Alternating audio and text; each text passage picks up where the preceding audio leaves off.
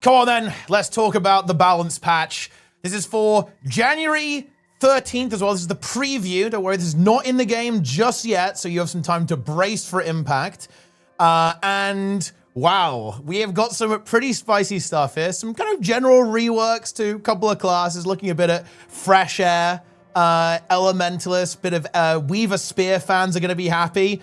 We got some reworks to Engie, to Necro, Guardian, right? Some stuff going on there. And then we got some spicy stuff, guys. Okay, the big stuff is for the warrior mains out there. And we'll talk about it later. It is all the way at the bottom. There will also be timestamps. So if you want to skip ahead, if you're a warrior fan, check that out. But I'll tell you what, it is an exciting time to be a warrior player. I think there's going to be a lot of really exciting possibilities for different types of build that you can play. Because look, I'll spoil it now. I've got to spoil it now, guys. I'm going to spoil it now. Okay, fast hands is going to be baseline, specifically the weapon swap portion, not the adrenaline, just the weapon swap component. So warriors are going to have, by default, 5-second weapon swaps, which is obviously going to give them way more access to their profession mechanic, their burst skills, because you can swap between them much quicker than you otherwise would be unless you have discipline. So yeah, we're gonna talk about that a little bit more, but I think a really exciting change. And you know, Warrior, I think, has definitely needed some kind of modernization for a while. I think this is kind of like the first step. To be clear, it's the first step, and ArenaNet did say as much, by the way. And you know, speaking of things that aren't in the notes here specifically, there's also gonna be more tuning. These changes here are about stuff that isn't a VOE spec, broadly speaking. There are a couple of VOE changes, but it's mostly kind of core and, you know, tidying up a couple of things, adding a couple of new options, but there will be some additional tuning, because obviously VOE specs did get a bit of a tuning pass last week, but yeah, you know, they're still pretty strong. The numbers are still pretty high, so we are going to see additional changes go through as well, which is pretty exciting because, you know, do I really want to be playing VOE specs for the rest of time?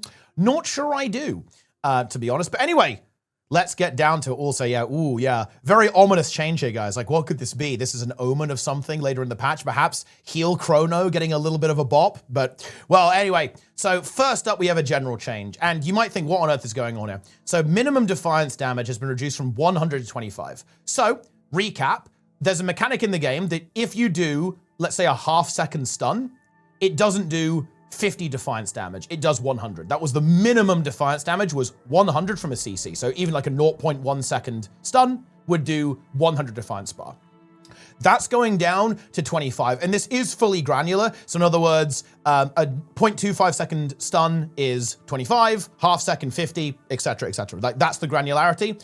This is actually a slightly targeted change towards Chrono in particular, because their F3 ability has like a little micro CC on it, basically, that generates lots of extra CC. This is aimed at reducing the CC potential. That's gonna be a big theme as well for the Mesmer changes that we'll get to a little bit later, is toning down some of the crowd control potential of Necromancer in particular to kind of free up options. Because of course, anyone who's played PvE knows that Necromancer is incredibly dominant in the support meta, right, and has been for a long time, and is kind of like a real bread and butter, just absolute baseline, the standard for how strategies and compositions are developed. So that's what they're trying to tackle there. But before we get to that, let's not get too ahead of ourselves here. Let's start off with Elementalist. So let's see what the objective is. Weaver's Land Spear dual attacks are receiving some major updates. Each of them will now augment the Weaver's next outgoing strike to deal additional damage in an area around the enemy while also inflicting conditions or granting benefits to the user. Catalyst's Staunch Aura's trait has been reworked to lean into more of the specialization's combo theme, creating a powerful personal effect when you finish a combo. So what's going on here? Why are they doing this? So basically, Weaver Spear had the most half-assed dual skills ever. Right? Like, it kind of made the weapon a bit unplayable, to be honest, on Weaver. Like, especially in PvP, actually, it was not good. Really, it was a bit wonky with that. So they're, you know, we got there in the end. We're now addressing that because you're still going to have the baseline effect. But now what you're going to have is also this extra bonus, a bit like a Venom. So when you use these abilities, your next strike gives you a bonus effect. So Frostfire Ward, next strike does damage and removes condies from you. Galvanized, you just get more damage. This is the Fire Air one, just big damage. Fiery Impact, extra damage, and you have burning and bleeding.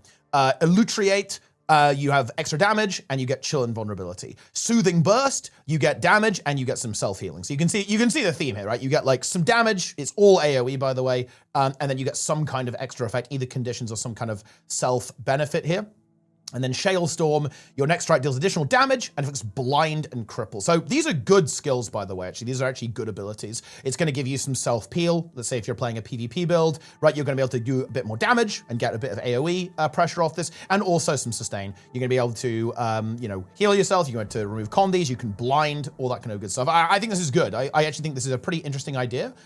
To kind of fix some of the really, really baseline issues that are currently associated with Elementalist Spear, rather. Of course, we're going to have to see tuning on what this is going to look like and how this is going to pan out, obviously, in PvE from the DPS perspective, and indeed in PvP in World versus World from kind of like the more sustain-oriented and, you know, livability perspective here too. Let me log in. I don't want to listen to the login music. Come on, no.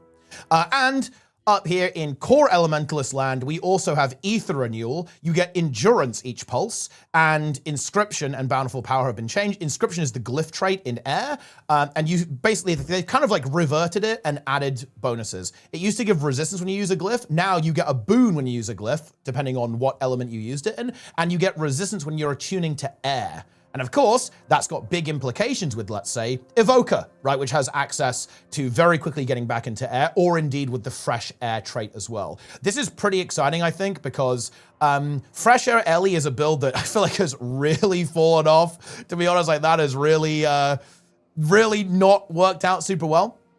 And resistance is going to help it be even slipperier, right? Like it's going to get super speed when you go into air. You're going to be able to get resistance, so you can ignore weakness, you can ignore blind, right? You can ignore chill, right? Which is super frustrating for elementalists. And you should be able to get some pretty serious uptime with this, with either an Evoker build or indeed with Fresh Air as well. So this is actually a pretty exciting option. You do have to trade some damage, to be clear, because that you're either going to be sacking some Ferocity and Fury, or you're going to be sacking damage to CC'd enemies. So it does come with a cost, but it's going to give you some ability to survive a little bit better, right? And additional ability to kind of kite more effectively. So kind of a PvP oriented thing, I think, here with Inscription. And Ether Renewal, this actually was, like, you do, like, heal skills for Ellie. It's been kind of Signet of Restoration. It's been Glyph of Restoration a lot of the time. Ether Renewal is pretty interesting, though, because this actually did used to see play on some Ellie builds, because it actually removes a lot of condies from you. You kind of channel it, removes condies. Now you're going to get a dodge back as well. I think that makes it a lot more competitive.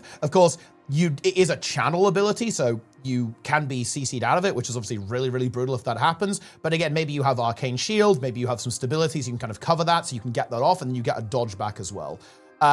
So I think these changes are actually pretty exciting, and with any luck, this is going to give some of the more kind of aggressive Roma-style Ellie builds something to kind of play with. And similarly, actually, with Bountiful Power, by the way.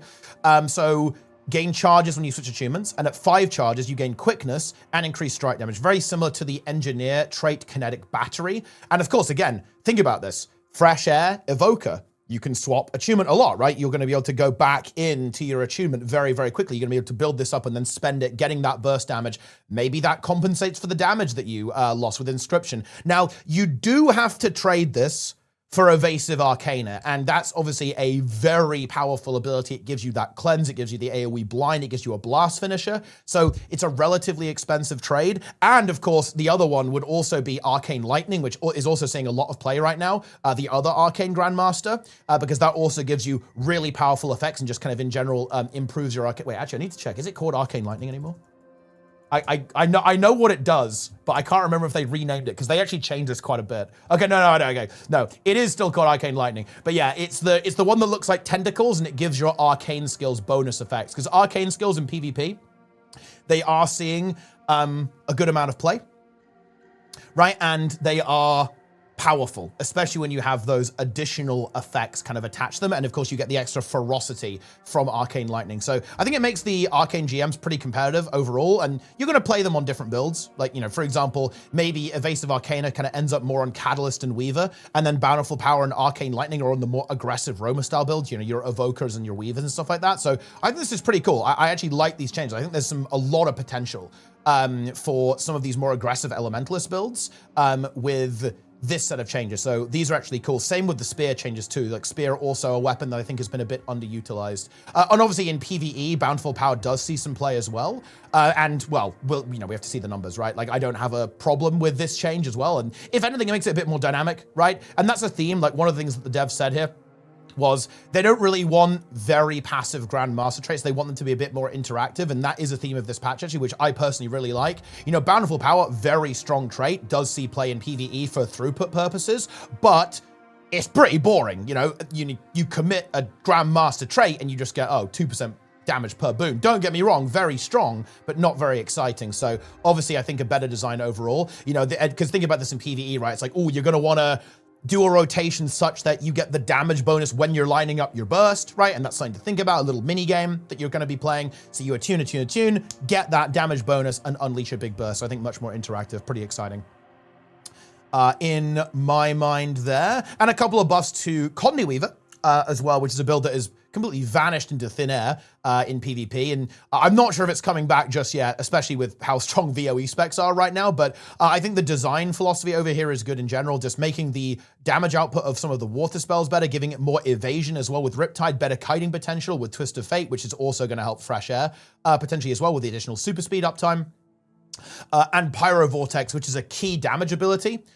For Condi Weaver is going to have much more upfront damage, right? You have 2 stacks for 6 seconds as opposed to 1 for 2 in PvP and Water. So if you land this, you're gonna have a lot more damage.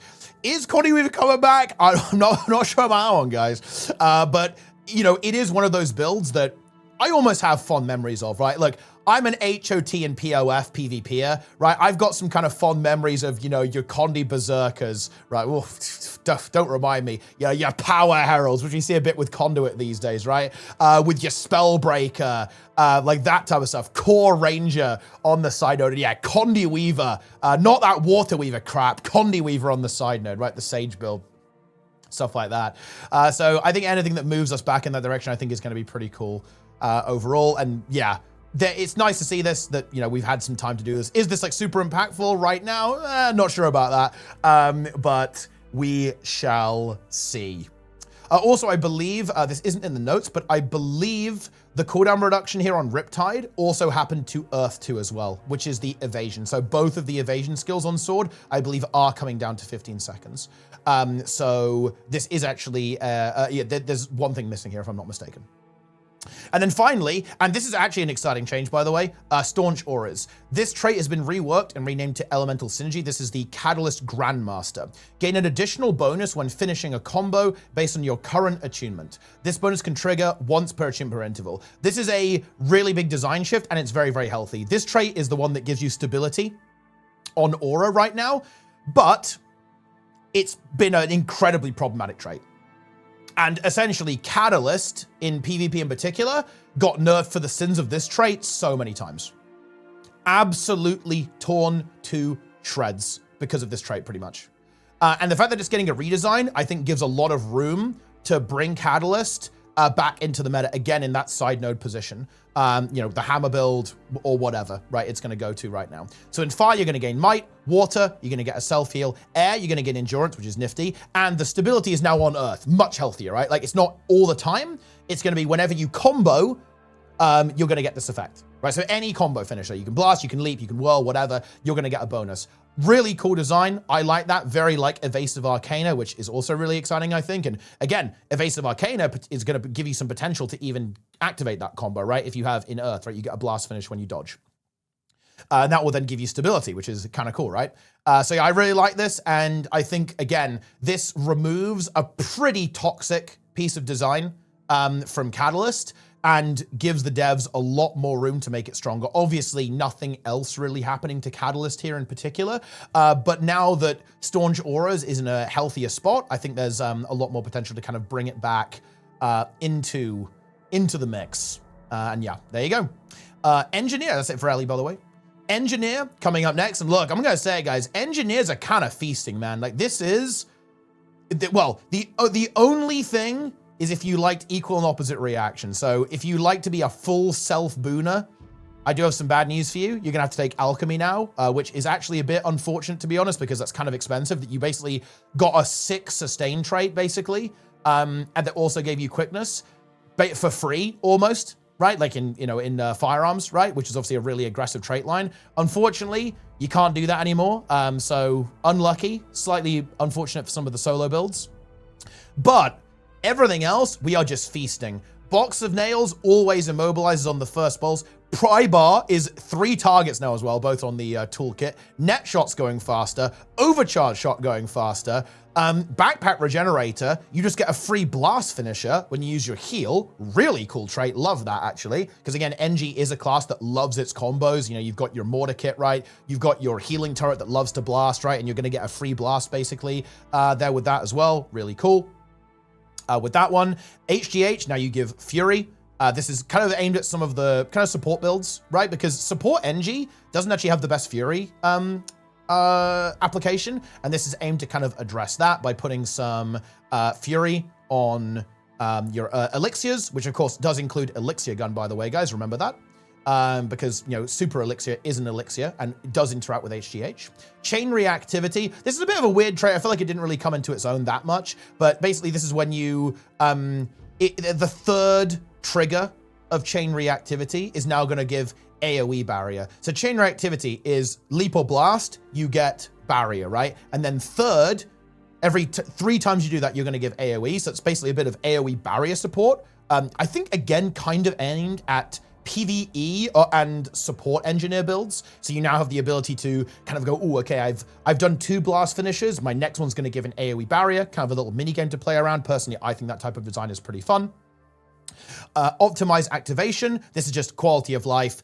4 seconds of vigor when you use a tool belt skill in PvE. This is because there is a Grandmaster Minor trait that gives you more damage when you have vigor. So in other words, it's going to make it so that you're basically going to be able to upkeep your own vigor uptime, so you have that damage modifier, and you're not as reliant on other people for that. Kinetic Battery. This is basically being made into the same thing as Bountiful Power. You get extra strike damage. So again, Kinetic Battery. This is when you use your tool belt skills. You're going to get super speed and quickness at after 5 stacks. So again, very similar to the Elementalist Grandmaster. And you're now also going to get extra strike damage too. So you're going to get that super speed. You're going to get the quickness and extra damage. So any kind of burst-oriented build is going to find this very, very attractive. And yeah, Kinetic Battery already does see play on some burst builds. So this obviously just makes it better, right? So kind of aggressive engineer builds are going to be happy to see that. Adrenal Implant, also another fun one. Again, kind of on the vein of we don't want Grandmasters to be boring, even if they're good. So this used to give you 50% endurance regenerate, which is actually really strong. It's really, really good. But now it's going to be 25%, but whenever you dodge, you get tool belt skill reduction. Hard to quantify, right? Like, again, this is a strong trait actually, and I can definitely imagine this actually seeing play. And we'll have to see how much it recharges your tool belt skills, of course, but this has the potential to be pretty damn good. Like, tool belt skills are strong. And I imagine what's interesting is that this might have some interactions with Amalgam as well. I wonder what this will... Well, I guess it could be really, really lame, and it could just, like, recharge your F1, I guess. But, dude, imagine if it recharges your morphs. That would be really spicy if it did that, but I would guess maybe it doesn't, and it's just maybe a little bit low energy on Amalgam, but I guess we'll see. Because, of course, like, you know, morphs are not tool belt skills. They are their own little category, but we'll see what we're cooking. Serrated Steel, here you go. Look, see, NGs keep winning. We're getting a brand new build here, guys. Check this out. So Serrated Steel, this trait also causes crits to inflict bleeding and is now an adept minor. And this is basically the bleed thing, the bleed duration one, but now we're getting extra bleeding on crit. Why are we doing this? Well, here's why. Modified ammo, we're getting that for free now. Boom! War! Okay.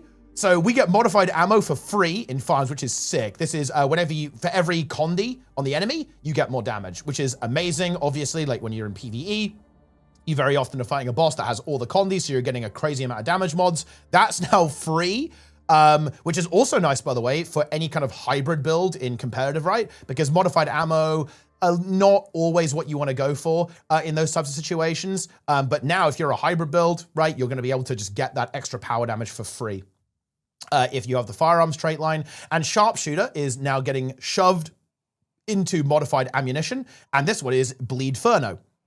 So bleeding scales with power instead of condition damage, but at a reduced rate. So basically, it's the same as the Elementalist burning build, where you do you're a power build, but a lot of your damage comes from burning because your burning scales with power. It's now the same thing for bleed on NG. This will almost certainly be a build that will pop up. It will be playable. There's a lot of bleeding access on Engineer, of course, so you have a lot of potential there. And equal and opposite reaction, of course. You know, we've got a new GM trait, so basically this has got to go. That goes over to Alchemy, and it just deletes Purity of Purpose. Now, to be honest, this is a good change. Like, Purity of Purpose, kind of fun trait, don't get me wrong, and maybe it could have been kept around in some kind of capacity, but it's just so, it is potentially very oppressive, and it just has to get nerfed and nerfed and nerfed and nerfed, because look, do we really need more boon spam in current year, guys? I don't think we do. But yeah, Purity of Purpose, just for some context, is when you cleanse, you apply a boon. So basically you convert condies into boons whenever you cleanse with an internal cooldown. So very strong, obviously, particularly saw a lot of play in World versus World, because that's where, you know, you get condies, you want to convert them, obviously, as much as possible. But equal opposite reaction is now going there. Equal opposite reaction, again, this is when you CC, you get stab and quickness, right? So in other words, very good for any kind of build that, let's say you're in open world and you want to, you want to kill a champion or something, right? Some kind of solo-oriented build. Very, very good for that. And this kind of sucks for those builds, because obviously having firearms was really nice because you could stack damage. Basically, you stacked modified ammo for this. So you could basically take a full DPS build and become a bit of a juggernaut with just one trait swap, bit of a DPS hit, but you still crank big time. Now it's going to be more expensive, but fear not, my friends. We have heavy metal, which is going to be replacing equal and opposite reaction. And look, this is cool. So critical strike chance and critical strike damage is increased against enemies below the health threshold. This begins against 75% and increases further against 50 and 25%. So yeah, you have execute on NG now, and it's kind of a special execute. Most executes are sub 50. They start executing at 50. This starts at 75. So this is actually kind of a slightly new damage profile that's being brought into the game here. You're going to start ramping and doing increased damage from 75% or below. Also note that it's critical damage here as well. Critical damage is very good because it's not just Ferocity. Ferocity increases your critical strike damage by a certain percentage. When they say critical damage, they mean all of your crits are multiplied by a number, right? Which, if you think about that, right, the more Ferocity you have, the better it is, if that makes any sense, right? So this is like a multiplier on top of your crit damage. It's not added to your crit damage, it multiplies your crit damage. Like, effects like this are very strong. And yeah, you're gonna have that and modified ammo. So if you're a Power NG fan, guys, you're feeling good. You're loving life right now.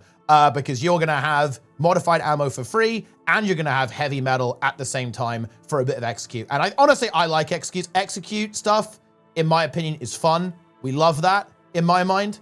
I'm about that life, guys. I think that's a fun damage profile to have. Love it on the Necro, of course. Love it on the Elementalist with Bolt to the Heart. And now Engineer also has, is basically in on the action. It's multiplicative crit, not additive. And yeah, the crit chance is mostly a competitive thing, to be honest, guys. In PvE, you're turbo crit capped on NG anyway. Like, you're not going to, you don't care about the crit chance. Like, the crit chance thing is like a PvP thing and world versus world thing. So in other words, when targets get low, you're gonna like lock in, right? And go crazy.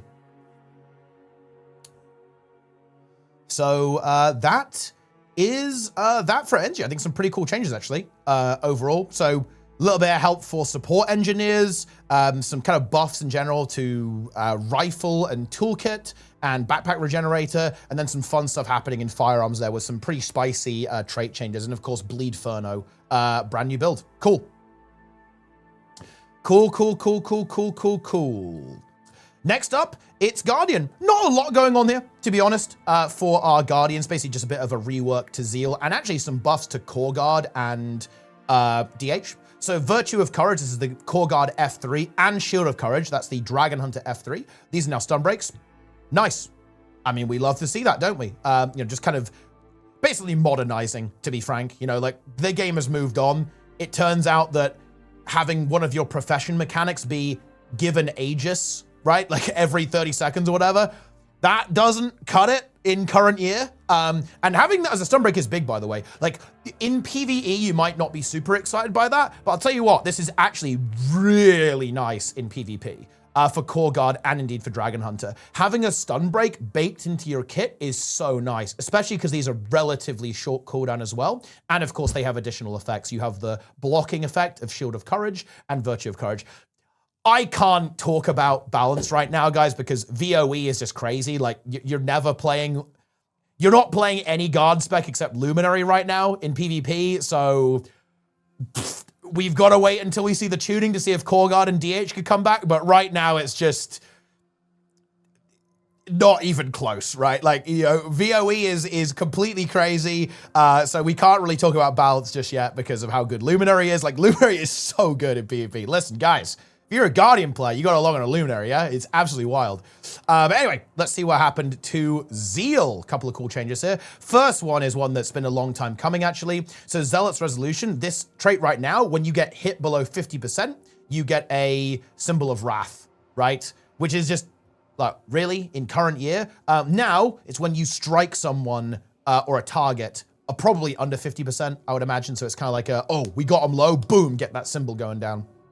Which, of course, is really nice to have because it gives you resolution, which funnels into a lot of your damage. If you're in PvP in particular, it's funneling into your Radiance trait line where you're getting extra critical strike chance, you're getting might, right, for having resolution. And of course, resolution is a decent ability in general. And the symbol itself is going to have a little bit extra punch. That's good damage, right? So let's say you're cleaving a down state, right? Like you're trying to finish off and pressure an opponent. You're trying to force them away from a position, right? Like dropping that symbol down is going to give you some value there. And it just makes the trait a lot more dynamic, a lot more active.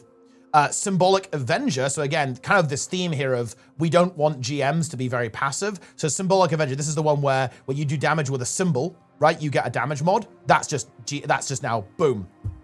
Grandmaster Minor, that's just in there for free, basically. And Symbolic Power is being, or Symbolic Avenger rather, is being replaced with Furious Focus, which was the trait that says whenever you have Fury, you apply Vuln and you hit stuff, which is a very niche trait. It did actually see play a long time ago, but it doesn't really see a lot of play right now.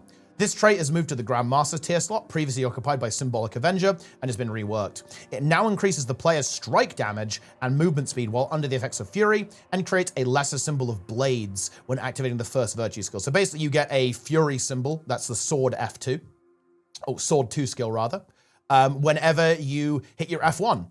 Big synergy here with basically like a lot of Guardian builds, to be honest. Like a lot of them want to burst when you go for an F1. So Luminary 100% does, right? Because you want to land your F1 and then boom, you empower your Forge 2 to get big damage. Dragon Hunter in PvE, you throw out your F1 and you unleash your burst. You're going to get a free symbol now. With that at the same time, blah, blah, blah, blah, blah. Just very solid synergy with how Guardian builds work. With their damage output, it's quite often linked to that F1 with the power builds. So that makes a lot of sense, of course. And it's kind of cool, right? You know, you actually have something to play around. It's something I like actually. I'd love to see this in GM traits where you have a mechanic that you play around, right? I think that's always fun. And you have a thing like your F1 now does something extra when you are using this trait, which I think is cool. And Fury giving you kind of swiftness, right, is actually kind of exciting. Because Guard is actually slow, right? Guardian is not a fast class in terms of its movement speed. It often does have access to teleports, right? But in terms of actually walking from A to B, it's not actually that fast a lot of the time. So having that is going to help it gain additional mobility, right? The exception is Willbender. Obviously, Willbender has some extra movement speed. But, you know, Guard does have that kind of weakness, so you can spec into that. You can have that additional movement speed while you have Fury, because Guard has plenty of ways to get itself Fury, not so much swiftness, funnily enough, actually. Like, outside of, you know, taking something like Advance, it's a little bit easier, a little bit harder to come by than you perhaps might expect. And to kind of synergize with this, the kind of Zeal, very symbol themed, of course, this trait fills the master slot. We've got Renewing Splendor. You heal yourself when you create a light finisher or finish in a combo field. So this is a master trait. It has some interesting competition, to be honest, because this is going to be competing with the Greatsword trait, which is obviously like a pretty decent option. A lot of the time. But it is going to be kind of an option for players who kind of want to go for a bit more sustain, right? So this is a more sustain-oriented approach there, which again, let's say you want to play kind of a more brawlery style build. You know, I could maybe see something like Luminary going for this, that doesn't necessarily want to go for that trait, wants a bit more tankiness, a bit more bruisery, a bit more brawly. Then depending on the numbers, this could potentially be good. Because again, lots of light finishes on guard, lots of blast finishes, lots of combos going on Luminary. So there's potential there if you want to be a little bit brawly, all that kind of stuff. But yeah, that's basically it for guard. Symbol of Energy is also unblockable. So if you've got Longbow in World versus World, you'll be able to guarantee get your symbol down to either do damage or give boons to your allies or whatever. Just a bit of a quality of life change there, to be completely honest with you. Not a big deal because the projectile itself doesn't actually do anything. But yeah, basic changes for guard. Nothing too crazy, right? I would say. And actually, one thing I will say one thing here. And again, this is very exciting for future balance patches. They mentioned that a bit of a theme of where they're feeling about balance right now is they want to reduce the reliance of classes, professions, on one trait line. For example, Guardian has been very reliant historically on virtues because you really want to have that AoE stun break on your F3. That was so powerful with Indomitable Courage, right? Discipline with Warrior, right? Fast hands, right? And that means that they are also thinking about looking at virtues and some other stuff, actually, in terms of maybe making some of that stuff baseline and then changing the virtues specialization functionality to kind of compensate for that. So again, they're really looking to get rid of the idea of like a mandatory trait line. To create more viability for different builds. But yeah, that's it for our Guardian. Ooh, on to Chrono. Right, I'll just get this out of the way, guys. Chrono's eaten some nerfs here. Some pretty big nerfs, actually, in PvE, in particular, because, of course, that's where it's very dominant. However, is Chrono going anywhere? To be honest, guys, I kind of don't think so. There's a couple of reasons for this. So we're seeing, what's the TLDR here? Big nerfs to CC output, nerfs to stability and Aegis output as well.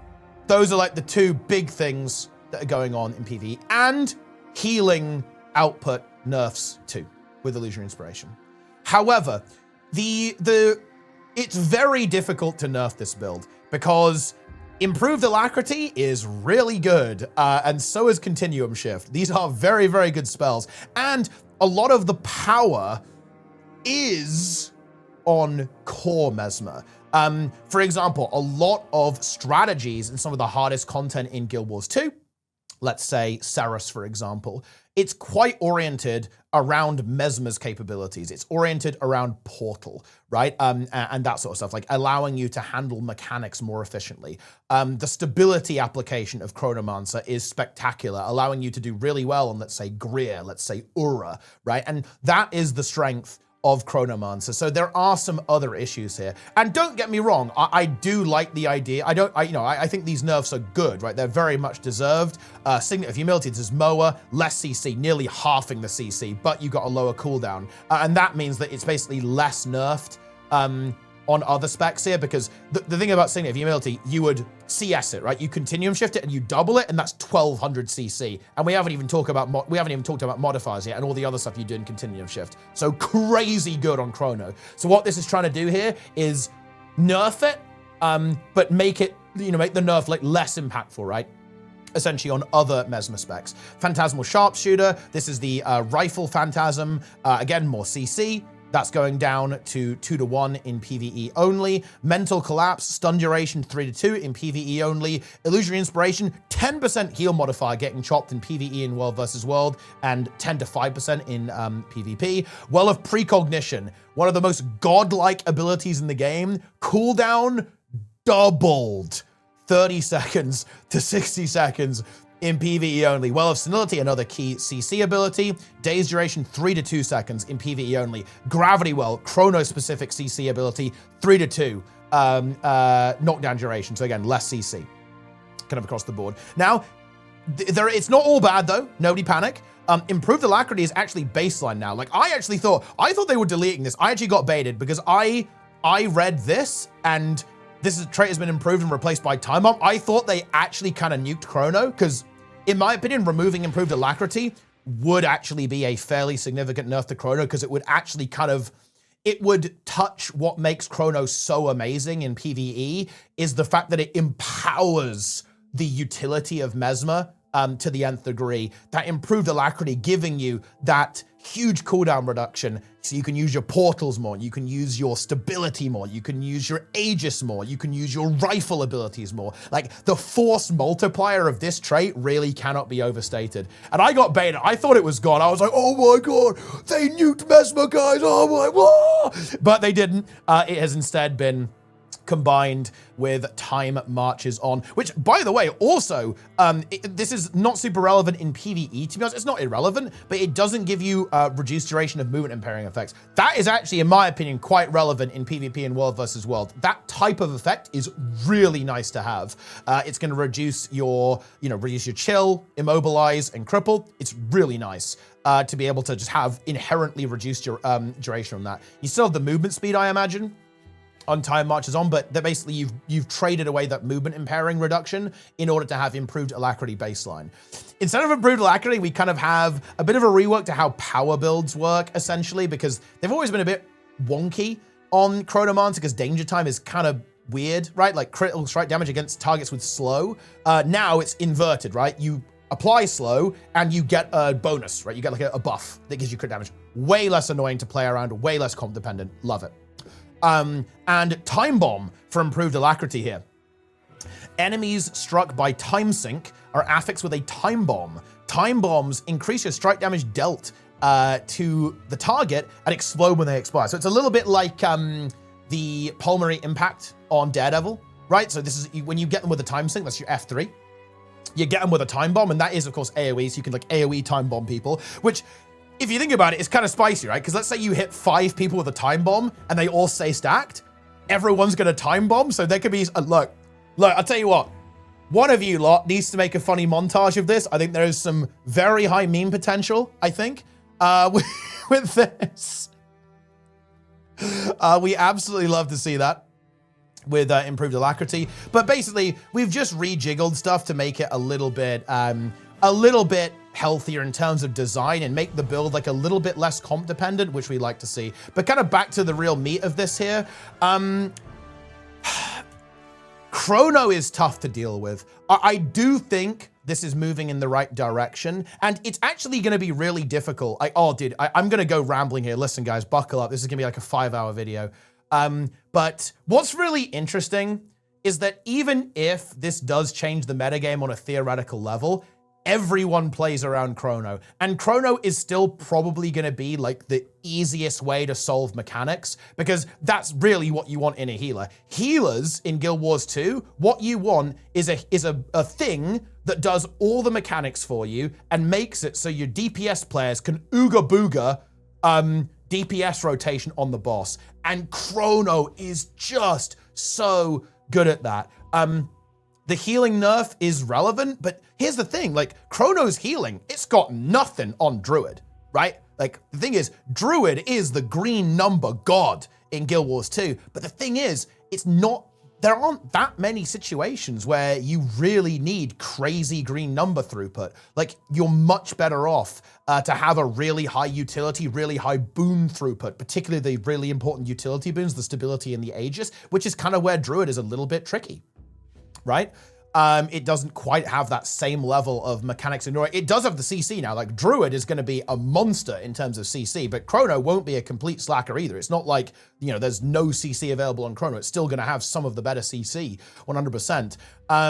But I don't know. Like, it's a really complicated issue because it's not just Chrono's fault. Like, to be honest, Mantra of Concentration and Portal are just so good that it's hard to get rid of it. And just the amount of utility that you have. You've got feedback, precog, stab mantra, right? Like, all this stuff is just so nice. And hell, rifle portal, you see that to great effect on Urus CM, right? You can retrieve one player with the Mesmer portal on rifle and regular portal as well. Of course, you want to go in that direction for a different encounter. It just does so much. And that's where its true strength is. So I'm not actually entirely convinced we're gonna see major meta shifts. What I'm predicting here is that in PvE, you're just gonna see strategies recalibrated a bit to basically account for these nerfs. But I think Chronomancer is still gonna be one of the top picks, if not still the top dog when it comes to like hardcore PvE content in Guild Wars 2.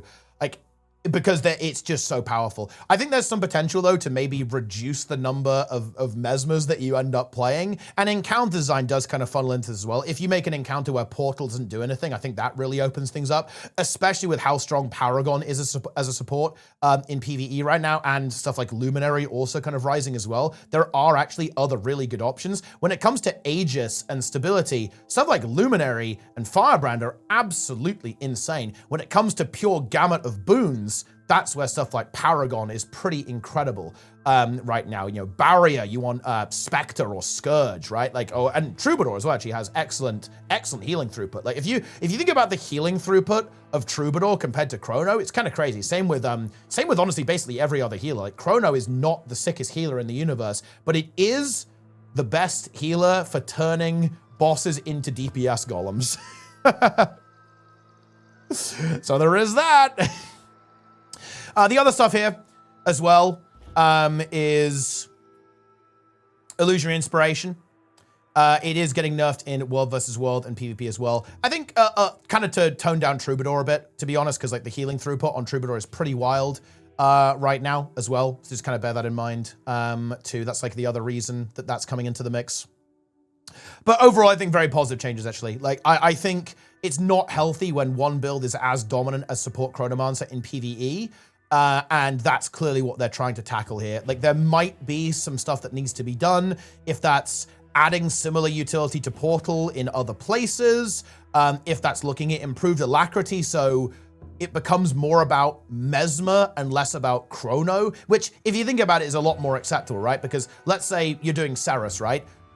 Yeah, you'd still need a Mesmer, but it could be a Virtuoso, right? And then your healer slots are free. You know, you could play anything. You could play all sorts of different, you know, builds that are the support build, and you could have a DPS player doing the support, which, look, I get it. It would still be a Mesmer, guys, so the Mesmer haters out there wouldn't like that, but it would free things up a bit, because right now, improved alacrity combined with that Mesmer utility is kind of warping the strategic approach to a lot of encounters. So that's kind of like the key issue here, I feel like. So yeah, I feel like I've talked about that enough. It's a really complicated issue. We're going in the right direction, I would say, overall. And yeah, I also do like the design changes to Danger Time and, well, Time Bomb. That's kind of fun too. So you can have like 2 different options for doing some extra damage there as well. Just make the build less awkward to actually use correctly. So we do like that. Oh, I guess one comment I would say here is maybe Well of Precog should actually just be worse in PvE than it is in World versus World. Like, maybe Well of Precog just needs to not give stab in PvE and just only gives Aegis. Maybe that's what needs to happen. It's entirely possible that's the case, I think. Because it has the stability up to on Chrono is just so good. And giving stability and Aegis on one ability, that just feels illegal, man. Like, that just does not feel legal at all. Especially because it's pulsing Aegis as well, so it can absorb multiple hits. And by the way, that's not all. It's also a stun break, and it gives endurance back. People probably don't even know about this, but when the well ends, it gives people a dodge back, okay? That is insane. What is that skill? What is that? So yeah. Do you know what's crazy, guys? It's still really good. Like, Well of Precog, dude, do you guys know how many, if you asked other healers in Guild Wars 2, would you take Well of Precognition as your elite? A lot of builds actually say yes to that, by the way. Like, that, it's that good. Like, this ability is insane. It's funny, making it elite would actually be interesting, funny enough. If you did actually make it elite and you kind of reworked Gravity Well, or, well, probably rework Well of Senility and put Gravity Well on utility, that would kind of be an interesting approach to go there, because this is elite skill worthy to us. It is very, very good. But anyway, that is enough of that. That's enough of that. Necro. Not a lot going on here, to be honest, guys. Just some... Oh, actually, that's not entirely true. There's some spicy with the greatsword changes, but, you know, we're not going too crazy. Moving a couple of traits around. Just some kind of general buffs to Spite, really. So Spiteful Renewal has replaced Blood Bond in Blood. I'm kind of sad about that. I kind of like Blood Bond. Blood Bond, for those who don't know, it's you apply... when you apply over the bleed threshold, so you apply... over 4 bleeds, you cast a little mini signet on them, mini signet of vampirism. I kind of like that trait, but it's gone now. Feels bad. And it's been replaced by Spiteful Renewal, which is whenever you use a heal skill, you eat a condi, basically. You do like a mini consume conditions. Malicious Swarm is new, and you're going to get a Signet of the Locust when you use a heal skill. I actually like that. That's fun. Signet of the Locust, it's going to remove a boon and basically do a little bit of lifesteal from everyone around you. So you use a heal skill and you're going to get a little AoE boon removal and also a little bit of lifesteal. I like that. That's pretty fun. It's weirdly enough, it's surprisingly competitive because it's competing with Spiteful Talisman, which is a trait that says you do more damage to people who have got no boons, which is really, really nice. But, you know, more boon removal for, let's say, some kind of world versus world build, I think is always going to be pretty welcome. And a bit of extra sustain there as well. So I can actually see this trait seeing some play because like having extra sustain is always good on Necro because getting your health back, you can get your life force back, but not always your health back. Awaken the Pain. Ooh, dude, if you are a power Necro, my friends, get ready for some pretty juicy buffs, actually. So we're just dropping the downstate trait. So look, you're not going to get memed by Necro downstate in PvP anymore, but we're getting Awaken the Pain for free. And it doesn't nerf our condi damage anymore because right now it says your might gives you more power but less condi damage. Now that's not the case. Does actually open some possibilities for Spite builds that also apply condis. That would be probably more of like a PvE, either a solo PvE thing to stack up might on yourself and do extra damage with Awaken the Pain,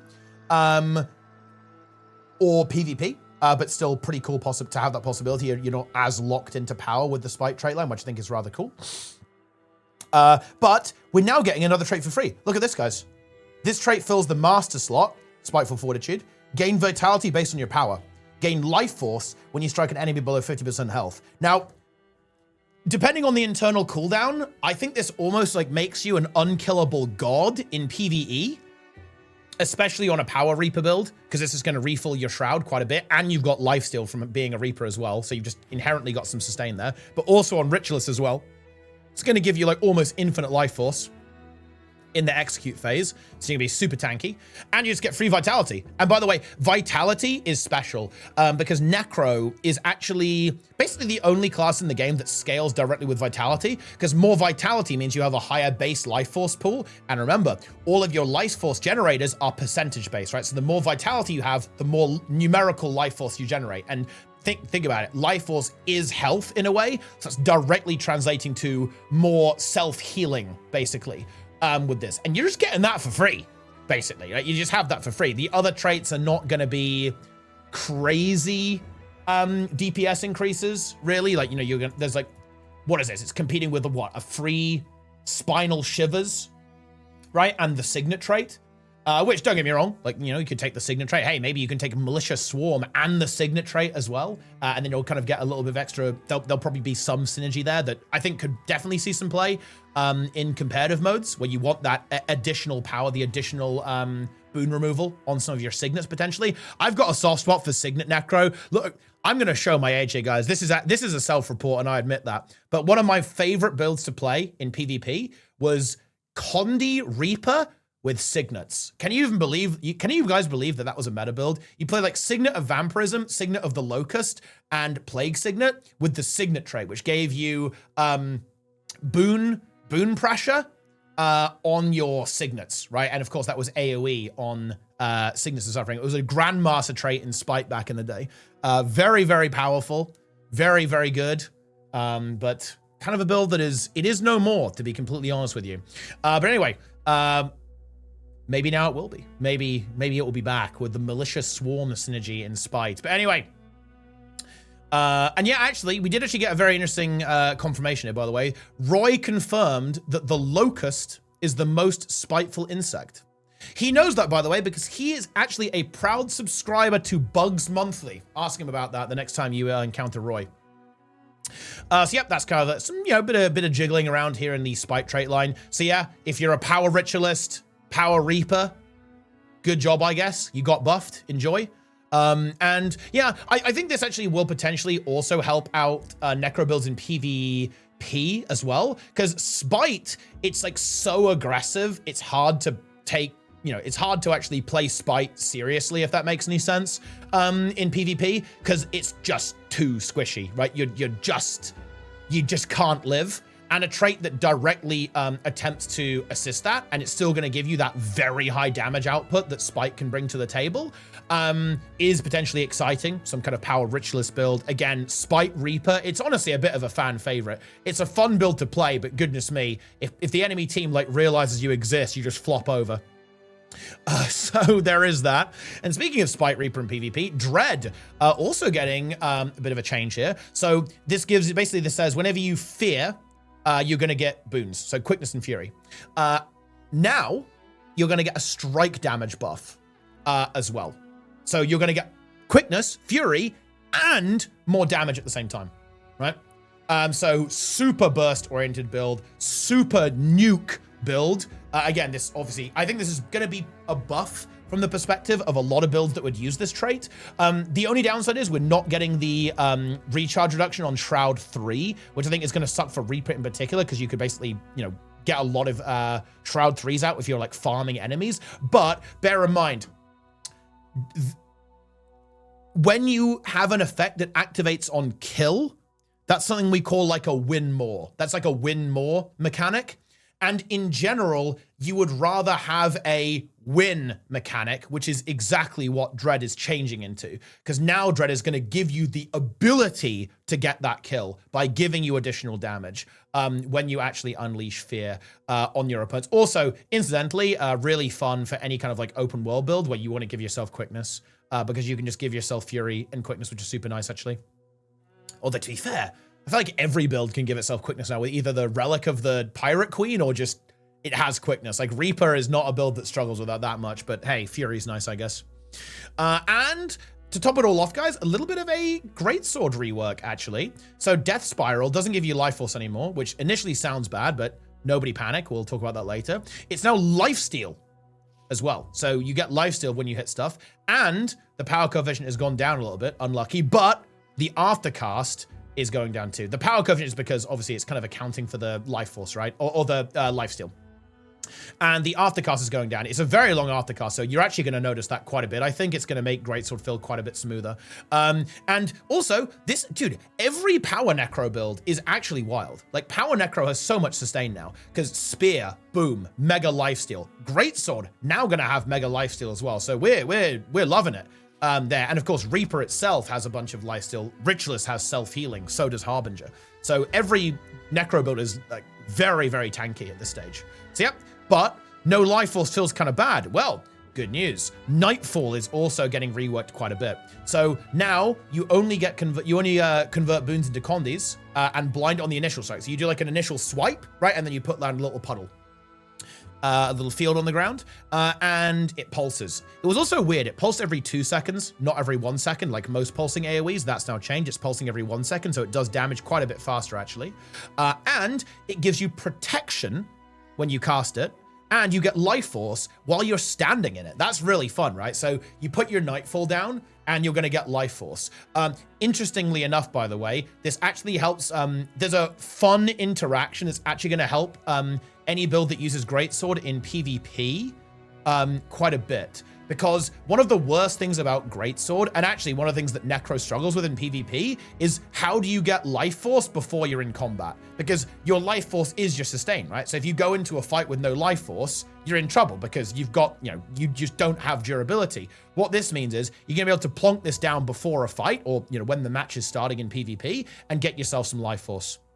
at the start. And yeah, basically the life force is being moved from Death Spiral onto Nightfall, and a bit of protection as well is going to be very useful for helping this build survive. And bear in mind, you're going to have burst boon removal and burst blind as well still here. This does change things in World vs. World a little bit, because this was almost like a zoning tool, right? You would put your Nightfalls down and then the enemy would push into you. This kind of changes it into more of an offensive tool. You're going to have to actually clash with the opponent to get value out of that condition, boon corruption as well. So that's something to kind of think about there as well. It kind of changes the nature of how this spell works. Overall, I think I kind of like the design a bit more. You know, you have this aggressive thing at the start, and then you're kind of standing in this pulsing AoE that's sustaining you at the same time. I think it's a little bit more interesting to have that type of approach there as well. I'll be very interested to see the numbers on this, though. The numbers here are very relevant, because Greatsword in Necro builds has been really tough for a while. Like, builds, particularly in PvP, have been very dominated by staff, right? And axe, focus, that kind of thing, right? And spear. And it's because you're just too vulnerable with Greatsword, right? It just doesn't have the meat. You don't have the meat to survive, right? And that's before VOE. Like, now, good luck with this. I think this actually might push it in the right direction, giving it some protection, some lifesteal so you can get your health back, some life force generation by standing in it, like some faster boon corruption, and some faster AoE counter pressure, I think is good, particularly because now we've got Grasping Darkness, which is going to give you quickness if you hit an enemy. So if you actually get a pull, well, I guess not even if you get a pull, if you just hit someone with it and they don't get pulled with stability, you're going to get quickness. And that means, boom, you pull them, you can whack them with Nightfall, right? Get that boon crush and get that blind, and then whack them with the Death Spiral. Or maybe, you know, you're pulling, boom, into the Death Spiral, because Death Spiral does a lot of damage. It's if you can, and also you can kind of precast it, you can pull someone, right? And then as soon as the pull's cast, you can Death Spiral, and by the time they get pulled to you, you boom, you get them with the Death Spiral. It's going to give you that lifesteal effect.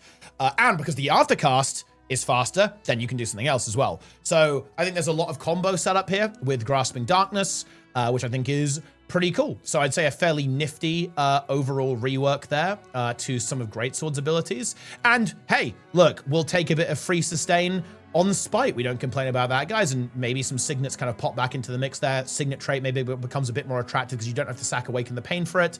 And Malicious Swarm also kind of capitalizes on that Signet trait synergy because now this is a brand new trait that you can take in your Adept that will then combo with your Master potentially. And then also some other Signets can also be taken, of course, as well. So I think this is a surprisingly decent set of change, or surprisingly impactful set of changes. I think there's some potential for experimentation here. Next up, it is Ranger. So what is all this? These buffs? Basically, the damage from two-handed training is baseline. Because two-handed training is gone, it no longer exists. So Greatsword is no longer reliant on having that 10% damage modifier from two-handed training. Boom. There you go. And their big goal here is to basically make Beast Mastery good on something that isn't a Soul Beast, which I think is a pretty noble goal, right? You know, if you're a Ranger, you're a Master of Beasts. Okay, why would you not want to be a Beast Master? So what is going on here? A couple of buffs and a couple of changes. So, Pack Alpha, 150 extra stats on your pet in PvE only.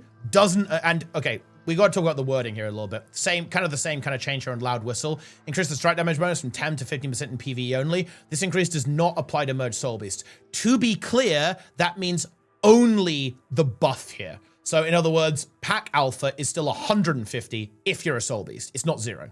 And Loud Whistle is 10%, not 15%, right? If you're a Soul Beast. So just to be clear on this is not a nerf to Soul Beast. Like, Soul Beast is the same. Interacting with these Beast Mastery traits, just to be clear. And two-handed training, again, is gone. And this is kind of part of the thing. They don't really want weapon traits as much anymore. They're kind of moving away from that. And this is kind of just a continuation of that. It's now Bestial Rage. Gain Might and Fury and disable a foe. Obviously really good. I think Trig said that it's actually pretty juicy. In particular, he said, ooh, nice numbers. So we'll have to see what that means when we actually make it into the game. Natural Healing is now Adept, and it's just replacing Potent Ally. That's just gone. That's the one where it's like, what is it? When you and your pet crit or something, you give each other might. Bit of a weird one, to be honest. Honed Axes, this is now Master, so we're shuffling some traits around, right? Like, it's basically replacing Natural Healing. This trait no longer grants extra base ferocity to merged Soul Beasts. So this is actually a little bit of a nerf to Soul Beast, because again, they said they want to kind of take the power down a little bit because it's a Master trait now, and then they're going to give that power back with the replacement, which is Go for the Throat. So Go for the Throat, this one's pretty cool, actually. Replacing Honed Axes. When you strike an enemy with a Beast skill, cast lesser Sikkim on them. So in other words, when you get someone with a beast ability, you get a Sikkim, which is then going to give you a damage modifier, right? So again, let's say you're an Untamed, you unleash your pet into the mix, you're going to get a damage mod. That gives you that burst window. Really like that. Like that design actually quite a bit. And of course, there's even some potential to use this on a Soul Beast, right? You could, well, one, you have beast abilities like on Soul Beast, so you can use that. So you can still get access to that. It's not completely useless. There as well. And I think it kind of makes the rotation pretty spicy, right? You're going to be, kind of weaving these pet abilities in, getting the Sikkim. You might have a Sikkim of your own as well, right? Kind of cool. I like that. And then Resounding Tomba as well. This trait has been reworked. It causes you to copy boons from yourself to your pet when you use a command skill. If you're a merged Soul Beast, extend the durations of boons on yourself instead. And bear in mind, Resounding Tomba, this is a command skill, so Go for the Throat will actually be triggered by Go for the Throat will trigger Resounding Tomba, right? Which is pretty cool for some kind of Boon Beast style build where you want to extend boons on yourself as a Soul Beast, or indeed if you are just a ranger, like your pet gets juiced when you use a command skill, so it's going to do more damage, right? Because maybe your pet doesn't necessarily have all your boons, you might not have nature magic, right? So your pet is going to get juiced before it uses its power move, right? Which I think is actually pretty cool, right? Like, that's good RP, right? Like, that makes it, you're commanding your pet is motivated, it lunges into battle, just starts going crazy. So overall, I think this is very positive, and I do agree, yeah. I think that Ranger build diversity has actually been fairly mediocre, I think, for a while, especially in PvP, I want to say. So the idea of kind of bringing Beast Mastery back into the mix for stuff that isn't a Soul Beast, I think is pretty hype, and the same in PvE as well. Some kind of different options for dealing damage, different options, different builds, different combos. We love to see that. We absolutely do. We're going to have to really kind of get into the mix to see how that's going to work out in general, like see how the numbers play out as well. Oh yeah, that is a good call actually as well. Bear in mind, guys, these traits, this bonus does actually apply to Soul Beast if you unmerge, right? Bear that in mind, right? On Loud Wilson Pack Alpha. That's a good shout. I should fully clarify that because this is actually surprisingly complicated, 2 changes here. But overall, I think pretty cool. And another really big one, by the way, particularly for PvP, but hey, get it for free in PvE as well. Pet death timer, 35 seconds instead of 60. This is one of the things that actually sucks the most about Ranger and causes Ranger to actually struggle a bit in PvP. Your pet is just a noodle. It just dies. And reducing the punish on that, it's not going to stop the pet dying, obviously, and it's still going to happen because there's so much damage. It's so much damage in PvP right now, but I think this is going to make Ranger feel quite a bit better, actually. Like, this is a significant change because you do need your pet in PvP. You want to be using those abilities to great effect. And if it's dead for 60 seconds, that does not feel good. So I think this will actually really help out Ranger in PvP quite a bit, which we definitely love to see. Because Ranger has not, it hasn't been, oh, well, it had that Condi Soul Beast build, but again, that's Soul Beast, right? But yeah, we haven't seen like a pet Ranger be super good. Gale Shot has some potential, actually. It's good in ranked right now. It just struggles in, 5v5, like full competitive mode. But it would be nice to actually see Ranger kind of pop up and kind of dominate a little bit. It hasn't really done that for a while, to be honest. So that will be fun to see, especially if it was like a new type of build, right? That's utilizing all of these beast abilities and some of these new tools that's being given. So that's pretty good. And yeah, they also, of course, to comment, the same change here for Savage Slash is the Untamed ambush skill.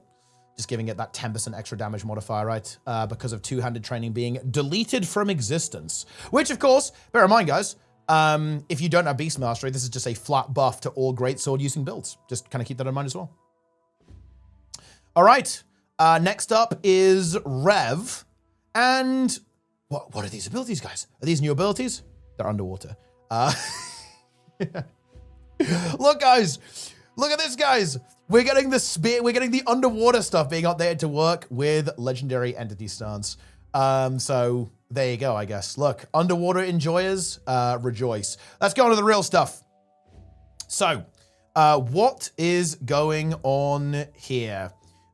So, bug fix first. Release potential skills now use the same weapon type scaling, so it doesn't matter what weapon you have. Basically, bug fix that was causing inconsistent behavior.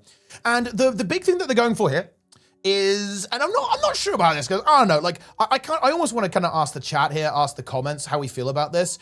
They're kind of trying to push support-oriented conduit builds, and I don't know. I'm not sure I feel about that. Like, does it really need that? Do we need every build to be able to give quickness and alacrity in some with quickness or alacrity? So do we really need that? I'm not sure if we do. I'd almost rather leave extra traits in there for design space purposes rather than try to give boons. Because that's kind of what they're doing here. So boundless knowledge, shared wisdom, you give boons around you whenever you use an entity skill, depending on which skill was used. Perpetual wisdom is found purpose. You don't have an upkeep skill anymore, so it doesn't change how your cosmic wisdom work. Instead, in addition to its previous effect of triggering numerous gifts when you swap legends, you also grants boons to allies whenever you trigger its effect. So basically, whenever you swap legends, you're going to give boons, essentially. And then you can see where they're going with this, right? Numinous gift. The boon granted by legendary assassin stance is quickness to fury in all modes, and the boon granted by legendary entity stance is fury to quickness. So in other words, you're going to be given AoE quickness with your boy Raza, legendary entity stance, combining these two together, yeah? And obviously other boons, depending on which one you go for. It would be fury with numinous gift and assassin stance. And there's a reason why they did this, by the way. They want it to work on power or condi, because you play entity stance on power or condi, right? But you don't play assassin stance on both. So that's why they swapped it here. It's so that you can be a condi quickness and also a power quickness as well. Is their end game here with that. And legendary, they're also trying to make healing a little bit better here. So legendary centaur stance, twin moon sweep. This is the elite, of course, of legendary entity stance. It removes conditions from allies around you and a fragment instead of just yourself. So in other words, a bit more AoE support if you go with a Ventari conduit. The number of conditions removed no longer increases based on enemy struck, because yeah, that would be a little bit crazy if it had all of that stuff there as well. But anyway, yeah, I don't know, like, okay, I guess. Okay. I almost would have preferred it if they tried to make this design work. It was kind of a crazy trait, right? It completely changes your cosmic wisdom. I actually really loved the GM trait designs on Conduit because it was like, whoa, this one is crazy. And the one that reduces your legend swap cooldown as well. It's like, whoa, that's crazy. Really changes how Rev works. This is, I guess, like ultimately a little bit less interesting at the end of the day. So I'm not super hot on these guys. I'm going to be real with you. With these changes for Conduit, but I don't know, like maybe you guys do. Maybe you guys really like, maybe you guys like this stuff. I don't know. I don't know. Yeah. But anyway, Beguiling Haze also is a bit easy to use. So we're winning there, guys. We're winning big. We are ready to win big, my friends. And we absolutely love to see it. All right. That's it for Rev, though, pretty much. Thief is up next. And listen, guys, Scrit enjoyers are winning big. We have got nothing but buffs and some pretty potentially tasty ones here as well. Actually, that's not true. Zephyrite Suncrystal got nerfed. But again, same thing. Artifacts use the same weapon type scaling. Basically, doesn't matter what weapon you're using, you're going to get the same damage. Bug fix. And radius going up, Metal Legion Guitar, 240 radius, easier to land it. Exalted Hammer, easier to land it, and it gives protection now. Chark Shield, radius up, easier to use it, and it gives barrier to your allies with every pulse. Hollow Dancer, again, pulses might and additional might and fury when it explodes, so just a bit more boon support for your lads, for your squad. Zephyrite Suncrystal is actually getting nerfed here. It is increasing the radius to 240, but it doesn't break stun anymore. It blinds opponents that are struck and removes conditions from nearby allies. Basically, this was kind of crazy because you could use it multiple times pretty much and just have like crazy stun breaks out of nowhere. So it was a bit weird, pretty much, with how it is now. That is no longer the case. And instead of that passive ability being able to basically reuse it again, when you use a weapon skill that costs initiative, remove conditions from yourself, as opposed to being able to use it again. So it's a pretty significant nerf, actually. Obviously still not, bad or anything. Like AoE blind and AoE Condi cleanse is always good. And then when you use it again, you get more Condi cleanse from yourself. So kind of a good self-sustain tool when you're dealing with conditions. But the spicy stuff, right? The really, really spicy stuff is here. Enterprising Aristocrat and Possessive Hoarder. So Enterprising Aristocrat is the Grandmaster minor trait, and it says you're also going to get Barrier after using an artifact skill. And you take reduced strike and condition damage while you have Barrier with this trait equipped. Now, I'm going to tell you guys a little bit of a secret here, actually. It turns out that right now, Antiquary is a little bit of a monster in PvP. It's a menace currently. It's kind of a side node, very durable bruiser kind of thing right now. It's gnarly, guys. Let me tell you that. It is gnarly. And this could potentially be quite a bit of a buff to a build that's already a bit of a menace right now. Because again, reduced just damage incoming while you have Barrier. This is also a class that has a bunch of Barrier on it. Okay, this is going to give Barrier when you use an artifact skill, which obviously you use a lot. You've got Magpie's Defense, so whenever you use a heal skill, right, or an elite skill, you're going to get Barrier as well. So that's going to give you Barrier to fuel this too. It's also going to be potentially AoE if you go with Possessive Hoarder. Possessive Hoarder is going to give AoE Barrier with Magpie's Defense and indeed Enterprising Aristocrat to nearby allies. So yeah, if you like Antiquary in PvP, you have got good news. I think you're going to be pretty damn juiced. Your abilities are easy to land. They're better. So again, in the PvP context, you're going to be getting more value, right, out of this, because you're going to be able to support your allies a little bit more with boons, barrier, protection, all that kind of good stuff, Condi cleanses, right? And you yourself are potentially going to be quite a bit tankier with the change to Enterprising Aristocrat. And indeed, if you want to support your allies more, you can indeed go for Possessive Hoarder, which is pretty spicy, my friends. It is a big one. It is a big one for Thieves. Not too much, obviously nothing really in PvE though, aside from the AoEs. So just basically a little bit easier. Again, I think they kind of want to push it in maybe like a support Antiquary direction. I don't think we're there yet. Like, I'm not sure if we're going to be playing heal Antiquary guys in PvE. But again, they want that to be like an option, I guess, something that like theoretically exists. But yeah, it is what it is. And finally,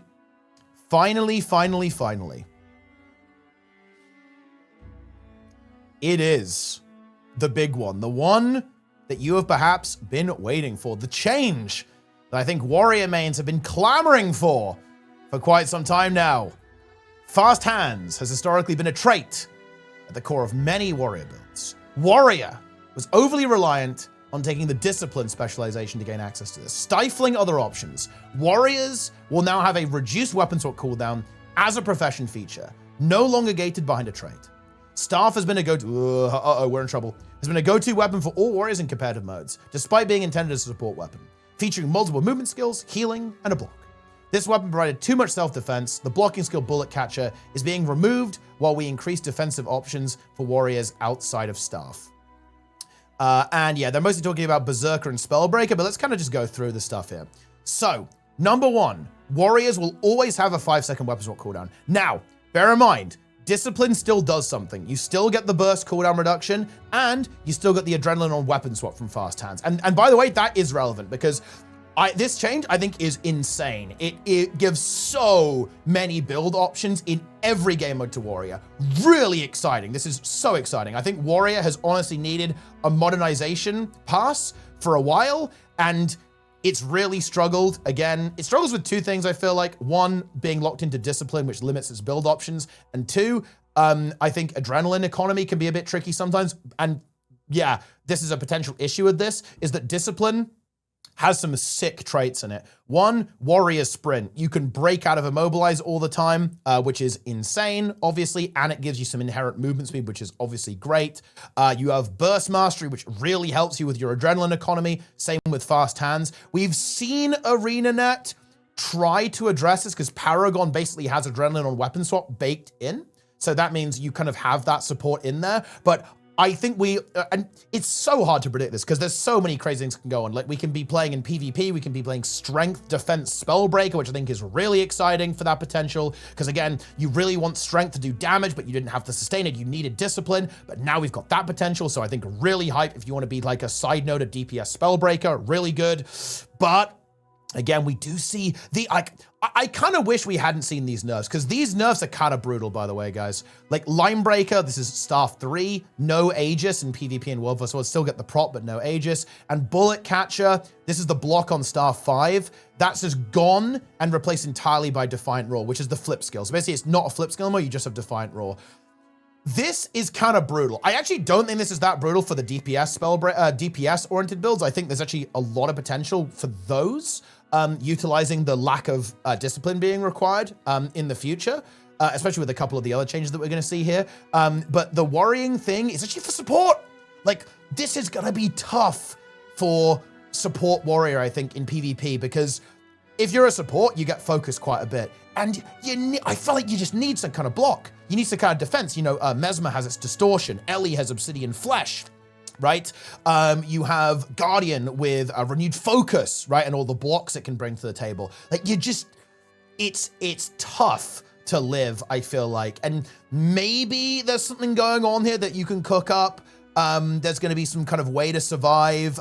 Maybe just the ability to maybe package in defense is going to be good. But again, discipline is actually really nice on support warrior, to be honest, because it just has some like good support for a support oriented build. I think support warrior might need a bit of love. It's a shame too, because I think Paragon was actually really starting to connect. Like Paragon in PvP right now is actually doing really well as the support build, which is really exciting because I like warrior support because it brings a bit of a different flavor to PvP. It's a lot more rotation oriented. It utilizes that mobility to run around the map quickly, as opposed to just like pure focusing on brawling in the team fights, which I think is really good. So maybe this is a bit overcautious because I think they're worried about mega bunkery stuff, like and like the game becoming super bunkery. So they're like, oh, okay, we maybe want to look at staff here to prevent that from happening, and having that crazy defensive value while also freeing up that weapon swap. So you're kind of breaking out a discipline. You can take defense super easily on a lot of builds, right? So they were kind of worried about bunkers. But to be honest, like it is very unpredictable. Like I don't know if support warrior is going to be bad. Like it's hard to predict, I think, because of how much this kind of opens things up in terms of it. I would definitely be a little bit worried though. Like if I had to guess, I'd say, ooh, it's not looking good for support Paragon with these nerfs to staff. But I tell you what, it does look good for a lot of DPS warrior builds, in particular DPS Spellbreaker, which I think is a bit of a fan favorite that people will be pretty excited to look for. But I do think we are going to need to see some follow-up changes here, particularly if adrenaline economy is an issue outside of discipline, then there needs to be more support, or either on other trait lines or indeed on utility skills. Like, hey, you can go for Cleansing Ire potentially in defense, which is of course going to give you it's going to give you adrenaline when you get hit. You could maybe go for stances, right? You could take Last Stand, and then maybe you're going to take the approach of having Berserker stance, right, to generate adrenaline. That's super old school. Like that. Do you guys remember that? Do you guys remember Condi side node Berserker with defense with the stance trait, and you'd have Berserker stance, endure pain, all that kind of fun stuff? Yeah, maybe that's the direction we can go. Maybe we can afford to bring that into the mix. I have to say, it is pretty hype. This is very exciting. I am really interested to see what people come up with because this really does kind of blow Warrior wide open, to be honest, in terms of all the options that can bring to the table. It might not be balanced, guys. It might not be balanced day one, and bear that in mind. It's almost certainly going to require tuning one way or the other. It might be insane. It might be underpowered and future changes. But I do think that in PvP, this is actually a really key step to make Warrior more competitive in PvP, because Warrior has struggled quite a bit. Not support Warrior, but DPS Warrior has struggled a little bit, I think, to deliver value, particularly on Berserker. Spellbreaker's been pretty okay, but Berserker, well, let's not even talk about Bladesworn, guys. But yeah, Berserker, I think, has been a little bit behind, and I think that this does open the door a little bit to bring some of that potential back, assuming that the adrenaline economy is still going to work pretty well with that. So yeah. In compensation, Fast Hands, of course, doesn't give you that weapon swap cooldown. Now you get swiftness when you swap in combat. Again, kind of a synergy with Warrior's Sprint to get the damage modifier, basically. Maybe it could give quickness as well, so you can swap weapons into a super fast F1, like a really fast greatsword burst. That sounds pretty spooky, and honestly, they don't want to put too much power there because that's a really strong interaction that might kind of compel you back into discipline, which I think is not ideal. So they have to be a little bit careful there. Another really fun one, actually, and I think this one's really good too, is Blade Trail. This is Greatsword 4. It's now in a mob instead of a cripple, and after casts are going down, and the projectile is faster, and the cast time's faster. This is really good, I think, because it gives Greatsword a combo enabler. Greatsword kind of relies on the other weapon set. For example, a very common approach to playing Warrior is your Bull's Charge, boom, into Greatsword, into F1, into 100 Blades. You will Shield Bash into Greatsword F1, right? Like, there was no combo enabler, and funnily enough, that actually isn't good enough anymore. Back when the game was way less power crept, when people didn't have 50 billion stacks of stability, people didn't have infinite stun breaks, because cooldowns were just higher in general, abilities were less powerful, you could actually get away with that. That type of design worked. Like, you have a combo enabler, you execute your combo. But that just doesn't work anymore. There's too much mobility, too many stun breaks, too much stability. So the whole like concept of Warrior, to be honest, just hasn't really worked, because that's how Warrior's always worked, right? Warrior has been this combo class, right? Land a CC, get your burst off. But that, frankly, is just outdated. That concept barely functions in modern Guild Wars 2 PvP because of the power creep levels. So now that we've got an enabler on Greatsword, and it's an immobilize too, so you can't stun break out of it, you'll have to cleanse it, or you're going to have to resistance it. That's also going to help out quite a bit, I think, for landing your 100 Blades, landing your Greatsword Burst, or indeed swapping, and then potentially, you know, you get an immobilize, maybe you want to go for a Dagger Burst or something, or whatever you want to do, like line up your combo. So I like that change quite a bit. On Blade Trail and Balance Stance. Recharge time going from 50 to 40 seconds in PvP in World versus World. And again, bear in mind, we potentially have a lot more access to the defense trait line on builds. So that means we can synergize with Last Stand if we want to go in that direction.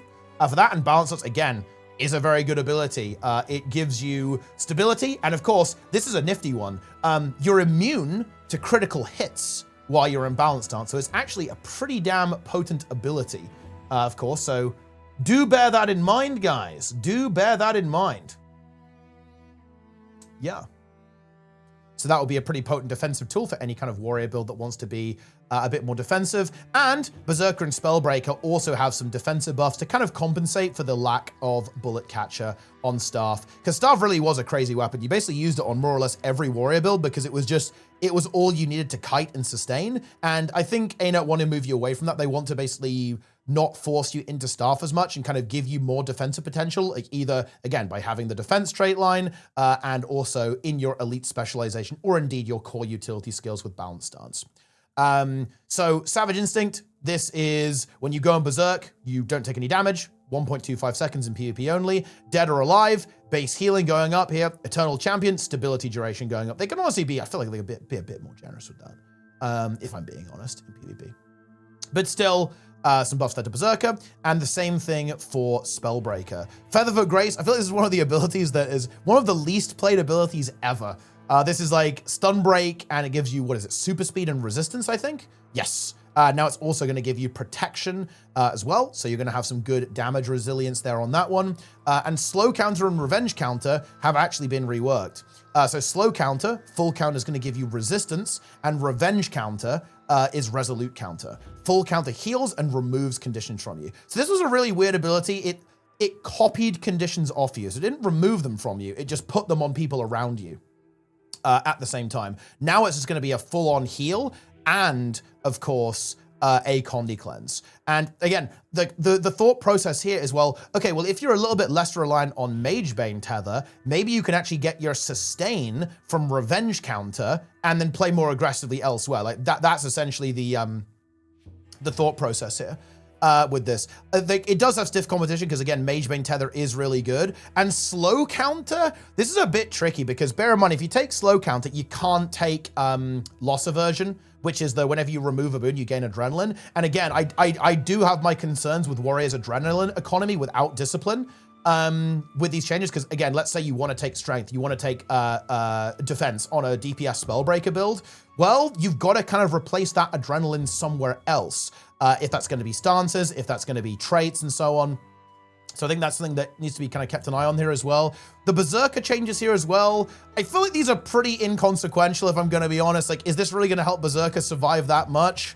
I'm not sure about that one, realistically. Yeah, I think, again, Adrenaline, I feel like is a really big problem for Berserker. So stuff like Berserker stance and just adrenaline generation on maybe on Berserker abilities probably needs to be improved in order to make Berserker a little bit better. I think the best bet would be making Condi Berserker the way to go. That's a build I can imagine working because it's kind of unfair enough with Relic of Akeem. Like Relic of Akeem Condi Berserker, can I imagine that build being good? Absolutely.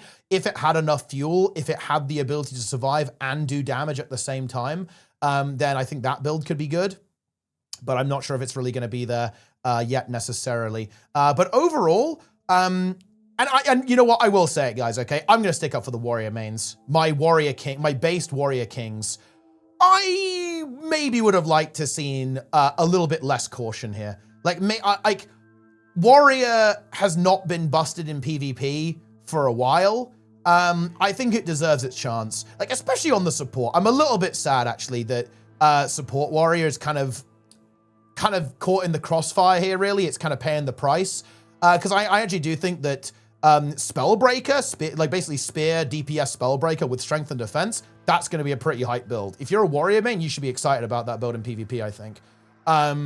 But I do feel a bit sad for all my support Paragon gamers out there. Again, also, getting a little bit nerfed in PvE as well, because that's actually a really nice block. Having a block on your healer weapon in PvE is super nice, and that just doesn't exist anymore. So it is a little bit of a feels bad. Again, maybe there's some kind of cook with this, and maybe it's still playable. Maybe you are just tanky enough on your own, you can get away with it. But with how much damage there is, it's going to be tough to survive, I think, without Bullet Catcher. That was a really, really key ability.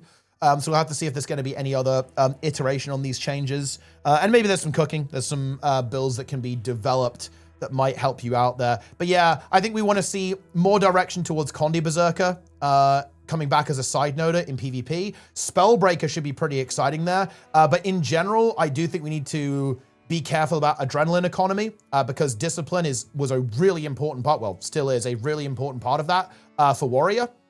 And we may need future adjustments once these changes have gone through to really kind of enable and empower these new approaches to Warrior coming into the game with this. But overall, I think really positive, right? Like Warrior has been struggling for a while in PvP, and I think this is really going to open it up quite a bit. And we didn't really talk about PvE actually that much, but I'll tell you what, it's kind of a big one actually in PvE. This is going to essentially change every warrior build's rotation that doesn't use discipline, which is kind of hype actually. And also discipline is so strong that a lot of the time you do end up really wanting discipline in PvE as well, quite a lot of the time. So this is really cool, I think, for all game modes in Warrior, because this is just such an impactful change, just across the board to have this really powerful effect made baseline. So Warriors, I can't tell you that you're going to be broken OP necessarily, but I can tell you it's going to be exciting and something is going to happen, which is very much what we like to see overall. Build ? But yeah, that is the summary of the changes. I think that will just about do it for my take on all of this stuff. Pretty cool stuff. Overall, I would have liked a bit more actually, and it is a relatively small patch there, but I think everyone's getting at least something to chew on there. That's for sure. And bear in mind, guys, just bear in mind, there is going to be more tuning as well. Like all of these changes, they contextualize us on the stream, which I'd highly recommend watching. It was, of course, my kings, Roy, Trig, and CMC walking us through these changes. It was very enjoyable. I highly recommend watching it. It will be linked in the description, of course. It will be on YouTube and Twitch. And indeed, you could watch me react to it on my Twitch VOD as well. Wow, how exciting is that? But anyway, I've distracted myself now. Oh, my game crashed. Oh no, it didn't. I think I got kicked out because there's a new patch. That's why. Yeah. Never mind. Okay, now I've terminally distracted myself. What was I saying? Oh yeah. There is tuning coming as well because all of these changes were cooked up before the first tuning pass, right, that came to VOE. So there are going to be some additional changes that will be in here. And as always, guys, they're going to be looking at feedback. They're going to be on the forums. They're going to be going, oh, maybe we'll actually leave Bullet Catcher in, or maybe we'll just increase its cooldown, right? So it's not gone, it's just got an increased cooldown. Maybe we're just gonna play around with some of the stuff. You guys know the drill, right? They may do more changes, they may remove some changes, right? Like, so definitely give your feedback. Leave your feedback in the comments as well. I wanna know what you guys think about all of this stuff. Leave your comments on the forums, and indeed on the subreddit, all of the usual discussion locations there. But overall, I think a relatively interesting patch. I would have liked to see more. Hopefully we do see another update relatively soon, and maybe even some kind of hot fixes and adjustments to kind of keep things nice and shaken up. But overall, things are going in a good direction. Particularly would love to see, Chrono getting dethroned a little bit, or at least made less OP. I think we're going in a good direction there, and some fun stuff for basically everyone else. And I think a really exciting set of changes for Warrior. And let me tell you, watch out for side node Antiquary, guys, okay? Watch out for the rat. Scrit, I'm hit. Let me tell you that. But anyway, that is going to kind of wrap things up. I guess I'll give you guys a little bit of a bonus change as well. They actually fixed, look guys, they fixed the mirrors, the chests that didn't spawn correctly and didn't show up on your minimap. They also patched that today. That's actually big. Mirror Farm. Oh, I actually never made a video talking about this, but Mirror Farm did get nerfed, but actually it's not that nerfed. It's still good, especially if you do it while you're doing other stuff. So anyway, that's that. Get in there and do some mirror farming. It's a good time. But yep, that is pretty much gonna wrap things up. Stay tuned for more slop content. Stay tuned for Studio Update Review coming next week. It's gonna be massive, guys. Definitely follow and watch the stream for that. We're gonna be reacting to that live. Obviously, it's gonna be big. It's gonna be content. It's gonna be nuclear. Wait, it's not next week. Isn't it in 3 days? Oh, it isn't. Yeah, it's on Friday, I think, theoretically. So never mind. Stay tuned for that. Not even next week, guys. This week, get ready for the content. But anyway, that's going to do it for me. Thanks for watching. Like, follow, comment, subscribe, watch streams, go on YouTube, go on Twitch, social media, join Discord, buy game using my referral link, watch every stream, watch every VOD, have a playlist of all of my VODs playing for every single moment that you're awake. Hope you enjoyed the content. Hope you enjoyed the stream. Hope you enjoyed this YouTube video. That'll do it for now, guys. Thanks for watching. I'll see you guys next time. I'm out of here.